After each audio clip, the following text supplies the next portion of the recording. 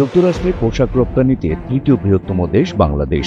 এ খাত থেকে আসে দেশের মোট রপ্তানি আয়ের ৮০% ও জিডিপির ১০%। তবে সম্প্রতি মার্কিন প্রেসিডেন্ট ডোনাল্ড ট্রাম্পের ৩৫% শুল্ক আরোপের সিদ্ধান্তে কিছুটা থমকে দাঁড়িয়েছে এই শিল্প। দেশের প্রধান পোশাক রপ্তানিকারকদের মধ্যে দেখা দিয়েছে রপ্তানি আয় কমে যাওয়ার শঙ্কা, যা দেশের গার্মেন্টস শিল্প এবং সামগ্রিক অর্থনীতির জন্য বড় দুঃসংবাদ। ডোনাল্ড ট্রাম্পের ৩৫% শুল্ক আরোপের সিদ্ধান্তের পর বিশ্ববিখ্যাত ওয়ালমার্টের কিছু সরবরাহকারী বাংলাদেশে পোশাক প্রস্তুতকারকদের অর্ডার স্থগিত বা বিলম্বিত করার ঘোষণা দিয়েছেন।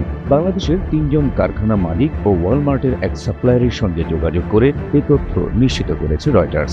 সংবাদ মাধ্যমটির প্রতিবেদন অনুযায়ী এ বিষয়ে কথা বলেছেন পেট্রিয়ট ইকো অ্যাপারেল লিমিটেডের ব্যবস্থাপনা পরিচালক ইকবাল হোসেন। তিনি জানান, ওয়ালমার্টের জন্য প্রায় ১০ লাখ সাঁতারের হাফ প্যান্টের একটি অর্ডার বৃহস্পতিবার শুল্ক হুমকির কারণে স্থগিত করা হয়েছে।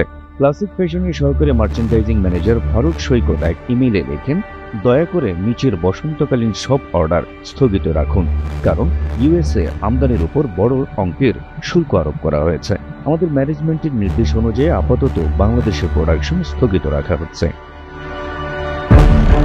শঙ্কার কথা জানিয়েছেন ডেনিম এক্সপার্ট লিমিটেডের ব্যবস্থাপনা পরিচালক মহিউদ্দিন রুবেলও। তিনি বলেন, যদি ৩৫% শুল্ক থেকে যায় তাহলে টিকে থাকা খুবই কঠিন হয়ে যাবে, অর্ডারও অনেক কমে যাবে। এ অবস্থায় দাম কমিয়ে হলেও ইউরোপীয় ক্রেতাদের কাছে ধর্ণা দিতে হবে বলেও মন্তব্য করেছেন কোনো ব্যবসায়ী। মার্কিন আন্তর্জাতিক বাণিজ্য কমিশনের তথ্য বলছে, ২০২৫ সালের প্রথম ৫ মাসে যুক্তরাষ্ট্রে বাংলাদেশের পোশাক রপ্তানি হয়েছে $৩.৩৮ বিলিয়ন, যা গেল বছরের একই সময়ের তুলনায় ২১% বেশি। তবে ট্রাম্পের আগ্রাসী শুল্ক নীতির ফলে পরবর্তী মাসগুলোতে রপ্তানি আয়ের লক্ষ্যমাত্রা যে হুমকির মুখে পড়বে তা এখনই আঁচ করতে পারছেন ব্যবসায়ীরা। এদিকে বিশ্বজুড়ে ডোনাল্ড ট্রাম্পের এমন শুল্ক নীতিকে ভুল সিদ্ধান্ত বলে মত দিচ্ছেন অনেক অর্থনীতিবিদ।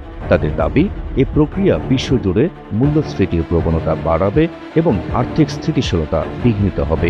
যদি যুক্তরাষ্ট্রের মতো অন্য রাষ্ট্রগুলো পাল্টা শুল্ক আরোপের পথে হাঁটে, তবে বিশ্ব এক অনিশ্চিত বাণিজ্য যুদ্ধের দিকে ধাবিত হবে, যা বাংলাদেশ তো বটেই, কারো জন্যই সুখকর হবে না।